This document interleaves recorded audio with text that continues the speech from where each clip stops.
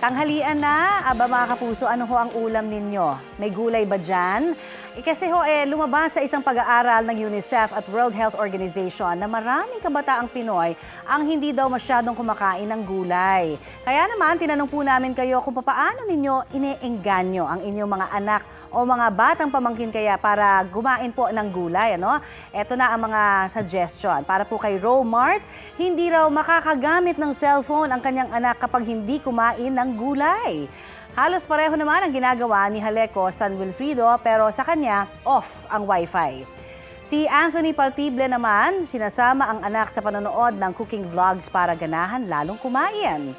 At ang ginagawa naman ni Ermelina Pilate, pinapaalala niyang masustansya ang gulay at pampalakas ito ng katawan.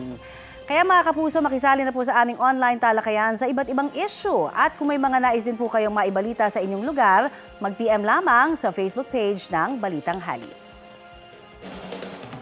Maging updated sa mga maiinit na balita, maaari pong mapanood ang Balitang Hali at iba pang award-winning newscast sa youtube.com/GMA News.